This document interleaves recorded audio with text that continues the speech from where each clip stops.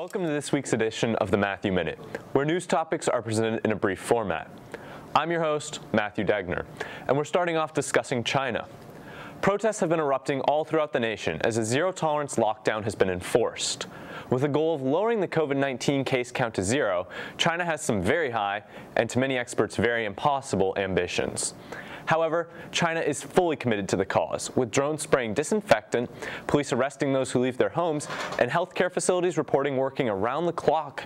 Time will only tell what the true results of the new Chinese policies are.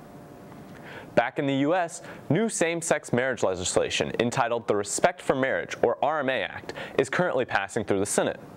Many Republicans are on board with this movement, including Indiana's own Republican Senator Todd Young.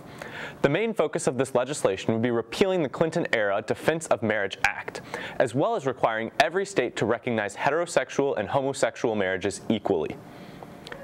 In Indiana news, the pilot of a small plane narrowly escaped death this week when he deployed a large parachute in order to lower his falling aircraft to the ground. The pilot, who was a Florida man, was completely unhurt. WRTV-TV published a video of the smoking plane drifting down from the sky. Overall, a terrifying but well-ending story for the pilot. Finally, the Columbus North Theater director, John Johnson, was arrested last week for child solicitation, a level 4 felony, and disseminating harmful material to a minor, a level 6 felony. Within the day, BCSC terminated Mr. Johnson. Johnson's inappropriate conduct was originally discovered by a volunteer group, Predator Catchers Indianapolis, after the group conducted a sting operation, where they played the role of a 14-year-old boy and planned a fake meetup at a local Walmart, where Johnson was taken into custody.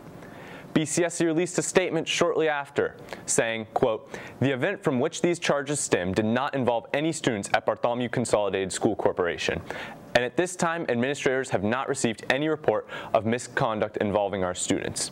We will continue to investigate and fully cooperate with law enforcement." BCSC's release then read, quote, "Student safety is our priority at BCSC, and policies concerning employee conduct are strictly enforced. Support will be made available for students and staff impacted by this news through our school counselors and mental health partners." That wraps up this week's top stories. I'm Matthew Degner, and remember to stay informed.